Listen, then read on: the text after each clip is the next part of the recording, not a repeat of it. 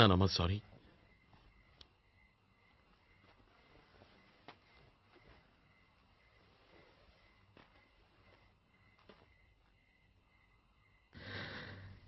ఆ నక్షత్రాన్ని చూసావా కృష్ణ?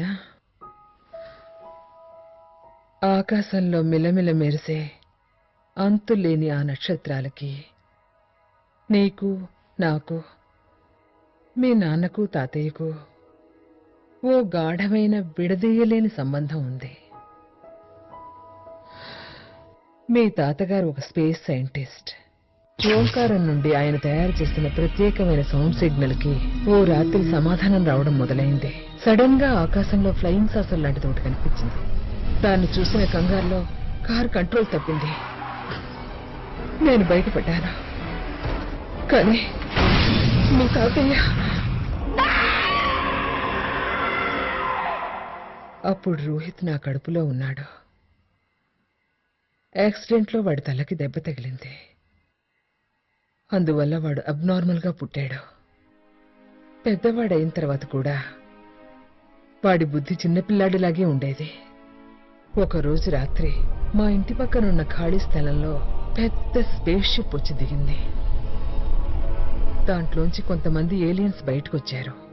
అందులో ఒక్కడు మాత్రం తిరిగి వెళ్ళలేకపోయాడు. ఆ తర్వాత జాదూ అనే ఆ ఏలియను, రోహిత్ స్నేహితులయ్యారు. ఆ జాదూకి అపూర్వమైన దివ్యశక్తులుండేవి. అతను ఆ శక్తులన్నిటినీ రోహిత్కిచ్చాడు. రోహిత్ పూర్తిగా మారిపోయాడు. ఒకరోజు జాదూ వెళ్ళిపోయాడు. కానీ రోహిత్కి అతనిచ్చిన శక్తుల్ని తిరిగి తీసుకోలేదు. ఆ తర్వాత అంతా శాశ్వతంగా మారిపోయింది. మామూలు మనుషులు చేయలేని పనుల్ని ఆ శక్తి వల్ల నా కొడుకు రోహిత్ సులభంగా చేసేవాడు. ఆ రోజుల్లోనే మీ అమ్మకి నాన్నకి పెళ్ళయింది. అతి తక్కువ కాలంలో రోహిత్ గురించి ప్రపంచమంతటా తెలియడం మొదలైంది. ప్రపంచంలోనే అతిపెద్దదైన ఐటీ కంపెనీ తాలూకు చైర్మన్ రోహిత్ని విదేశాలకు పిలిపించారు.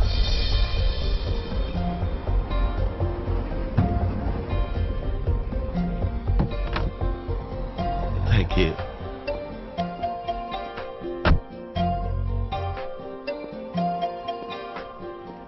Welcome to Technotronics. Come with me, sir.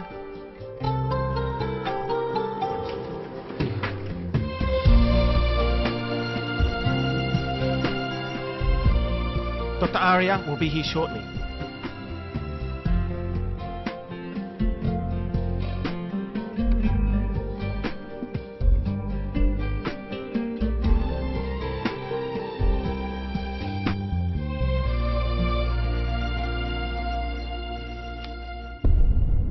Mr. Rohit, sorry to keep you waiting. That's all right sir. నేను ఊరికే ఈ బుక్ ఇది నేను రాసిన కొత్త పుస్తకం ఫస్ట్ కాపీ. మీరు చదివి అభిప్రాయం చెప్పండి. చాలా మంచి పుస్తకం సార్. మీరు బాగా రీసెర్చ్ చేశారు. మీరు చదవకుండానే చెప్తున్నారేంటి? నేను చదివేశాను. చదివేరా?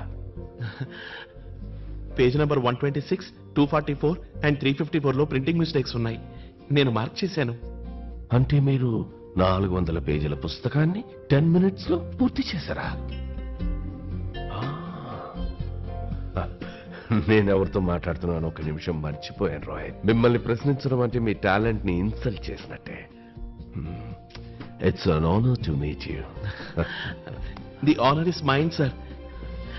మీ వంటి గ్రేట్ సైంటిస్ట్ అండ్ ఇన్నోవేటర్ ఎదురుగా నించుని మాట్లాడుతున్నాను అంటే అది ఇప్పటికీ నమ్మలేకపోతున్నాను సార్. మీరు వైర్లెస్ కమ్యూనికేషన్ ఫీల్డ్లో చేసింది నిజంగా ఒక గొప్ప రెవల్యూషన్ సార్. మీరు కంప్యూటర్ని టేబుల్ నుంచి తీసి ప్రజల అరిచేతిలో పెట్టారు సార్. ఈ రోజు ప్రజలు మొబైల్ ఫోన్లో క్రికెట్ మ్యాచ్ చూస్తున్నారంటే అదంతా బీచలనే సార్. రోహిత్, నేను ఒక డ్రీమ్ చూశాను. A new vision. ఒకవేళ ఆ విజనే నిజమైతే గనక ఈ ప్రపంచం తలరాత, స్వరూపం, ఫేట్ అండ్ ఫేస్ రెండూ మారిపోతాయి.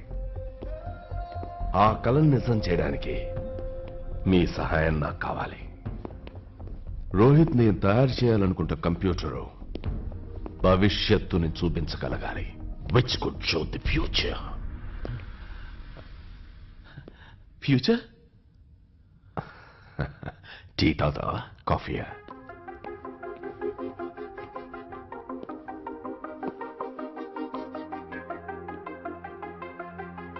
నాకు మీ డ్రీమ్, మీ విషయం అర్థమవుతోంది సార్. మీరు ఆస్ట్రానమీ, ఆస్ట్రాలజీ అండ్ టెక్నాలజీల కాంబినేషన్తో భవిష్యత్తుని చూడగలిగే కంప్యూటర్ని తయారు చేయాలనుకుంటున్నారు. ఎగ్జాక్ట్లీ, అందుకే నిన్ను ఇక్కడికి పిలిపించాను. నా దగ్గర పనిచేస్తున్న వాళ్ళందరూ ట్రైన్డ్, నీలాగా గిఫ్టెడ్ కాదు.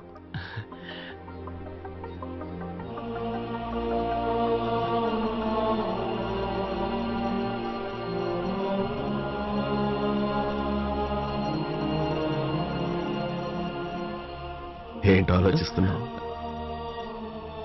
సార్, మనం నిజంగా అటువంటి కంప్యూటర్ని తయారు చేసి భవిష్యత్తుని చూడగలిగితే ఒకవేళ ఇంకేముంది, మనం ఈ ప్లానెట్ మీద ఉన్న మనుషులందరికీ ఉపకారం చేసిన వాళ్ళం అవుతాం.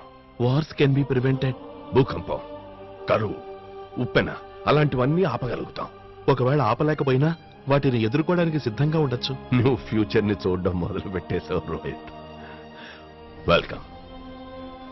ఇలా ఈ రకంగా విజన్ అండ్ బ్రిలియన్స్ కలిస్తే నా కల నిజం అవుతుంది, చరిత్రలో నిలుస్తుంది.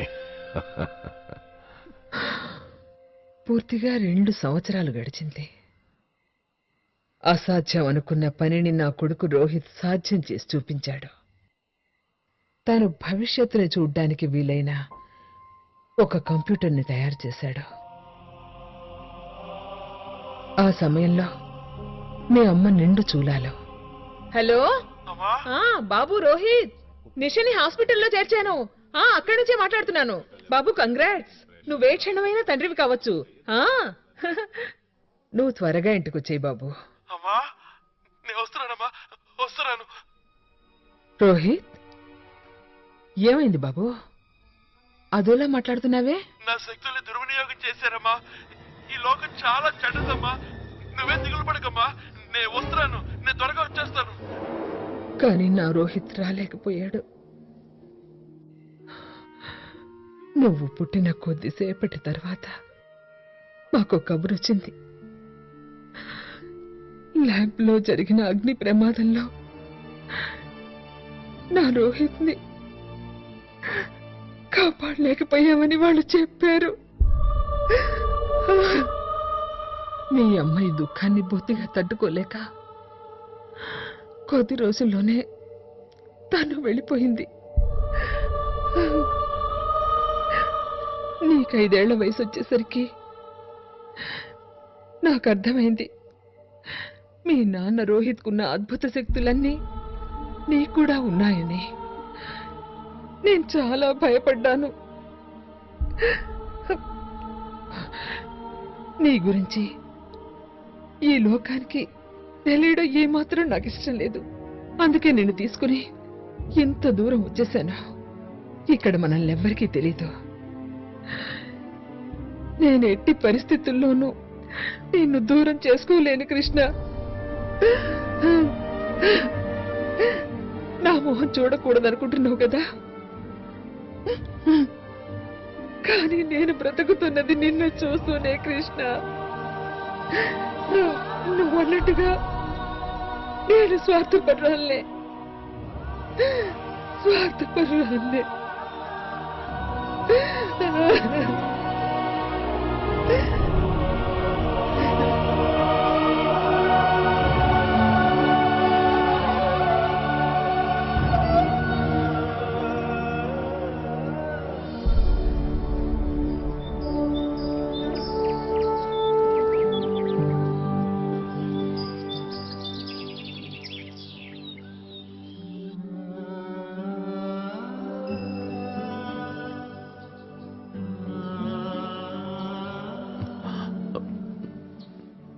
నరమా, ఏం చేస్తున్నావు?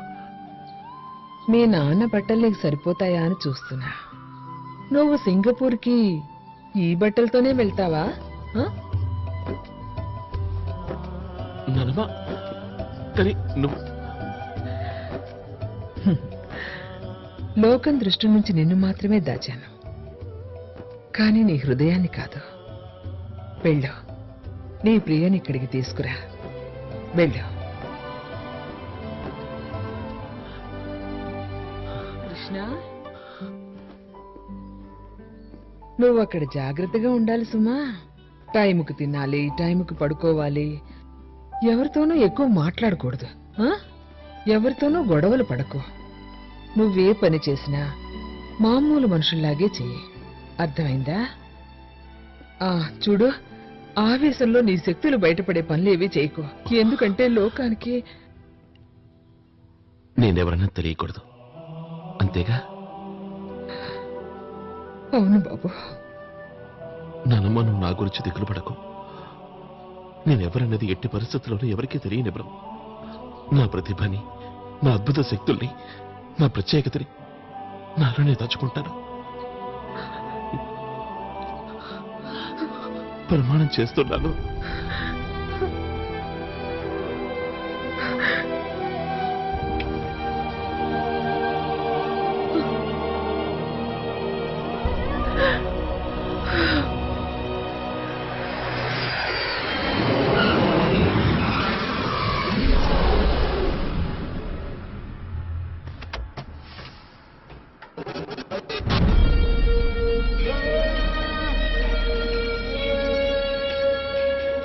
Welcome to Singapore sir. Thank you. ఇవాళ మీ వెల్కమ్ చాలా డిఫరెంట్ గా ఉంది, ఎంతో బాగుంది కూడా.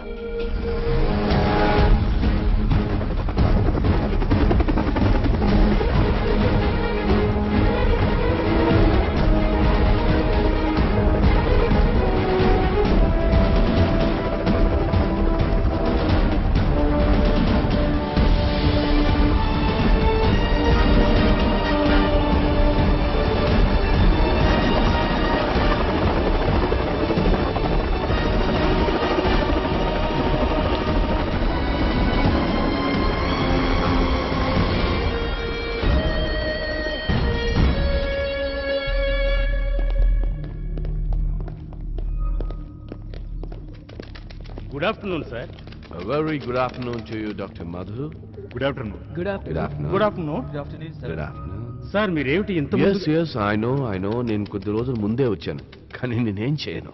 ఒక్కో రోజుని, ఒక్కో నిమిషాన్ని చాలా కష్టపడి గడపాల్సి వస్తుంది. విజయానికి చేరువయ్యే కొద్దీ నేను అక్కడ ఉండలేకపోయాను, అందుకే వచ్చేసాను. ఏది ఏమైనా నా కళను నిజం చేయబోతున్నా మిమ్మల్ని, మీ టీంని నేను అభినందించే తీరాలి. సార్, నిజానికి మీరు అభినందించాల్సింది రోహిత్నే సార్. ఆయన రీసెర్చ్ నోట్స్ మన దగ్గర గానీ లేకపోయి ఉంటే ఈ కంప్యూటర్ను మళ్ళీ తయారు చేయడం ఇంపాసిబుల్ అయి ఉండేది. Absolute genius. Your right sir. ఈ కంప్యూటర్ను తయారు చేయడానికి రోహిత్కి 2 ఏళ్లు పట్టింది, కానీ మనం తయారు చేయడానికి 20 ఏళ్లు పట్టింది. అందుకే అతని గురించి ఇప్పటికీ మనం మాట్లాడుకుంటున్నాం. Excuse me.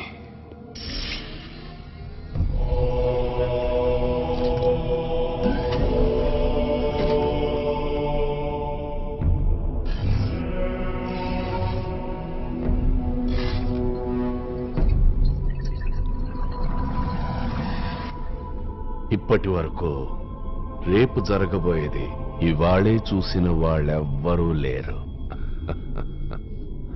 కానీ కొద్ది రోజుల తర్వాత మనిద్దరం కలిసి కొన్ని నిజాలని, కొన్ని సిద్ధాంతాలని శాశ్వతంగా మార్చబోతున్నాం. ఈనాటి అతి ముఖ్యమైన సమాచారం ఏమిటంటే, ఇన్ని సంవత్సరాల విరామ కృషి దీక్షలకు ప్రతిఫలంగా విశ్వవిఖ్యాత సైంటిస్ట్ డాక్టర్ సిద్ధాంత్ ఆర్య గారి మహత్తరమైన ప్రయోగం ఇప్పుడు పూర్తి కావస్తోంది. మా ప్రత్యేక విలేకరి గారు ఏమంటున్నారు అంటే, ఇంకొద్ది రోజుల్లో డాక్టర్ సిద్ధాంత్ ఆర్య గారు వ్యక్తి, సమాజం, దేశం, లోకంలో అందరి భవిష్యత్తు చూడగలుగుతారు. అంతేకాదు, భవిష్యత్తును మార్చగలుగుతారు కూడా. ఇది ముమ్మాటికి నిజం. ఎవరైతే భవిష్యత్తును చూడగలుగుతారో, మార్చగలుగుతారో, ప్రజలు వారిని భగవంతుడితో సమానంగా కొలుస్తారు. కాదు, భగవంతునితో సమానంగా కాదు, ఆ భగవంతునిగానే మనసారా కొలుస్తారు. I will be God. అప్పుడు నాకిక ఎదురన్నదే ఉండదు.